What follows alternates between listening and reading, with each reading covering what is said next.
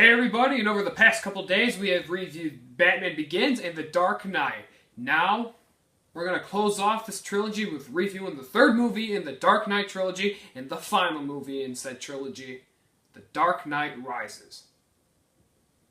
Released on July 20th of 2012 and directed by Christopher Nolan, The Dark Knight Rises follows billionaire playboy Bruce Wayne 8 years after the events of The Dark Knight, who has become a cripple and relies on people for help. One of those people is Selina Kyle, who is there to take his precious mother's pearls, while at the same time his friend, Commissioner Gordon, is hurt in the line of duty by this man named Bane. And unfortunately, it forces Bruce Wayne to step out of the limelight and become Batman one last time. Now, I love this movie. Not as much as I love The Dark Knight, but I love this movie just because of how intense and how good the characters are. The one character I want to talk about, though, is Bane. Bane is a threatening villain. He broke the bat. He broke Batman's back.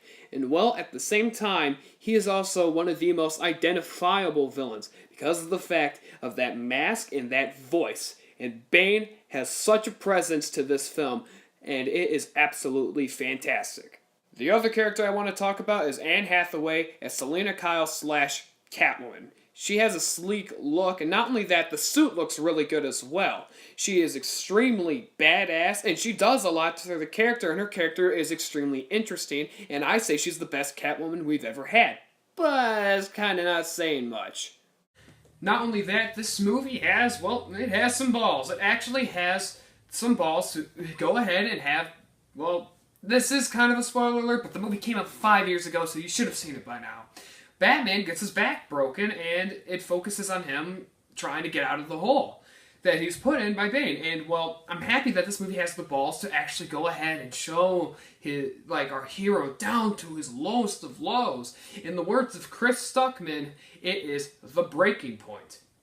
And that's why I absolutely love this movie. My only complaint with it is the fact that towards the end of the movie, it's revealed that Bane is not the actual villain, but instead this woman named Talia al Ghul, who's getting revenge on Batman for her father's death. But aside from that, The Dark Knight Rises is a fantastic film, but that's because of the fact it has one thing that I don't like, and it's not as good as The Dark Knight. I'm going to give The Dark Knight Rises a 9.5 out of 10. So, well, there we go. We just went ahead and we reviewed The Dark Knight trilogy. And, well, let's say tomorrow, it's going to be kind of hard to go wrong with this next series of movies. Because it's going to be the Die Hard movie series. And so, thanks for watching. Hope you guys have a great day, evening, night, whatever the heck time you're watching this. And I'll see you next time.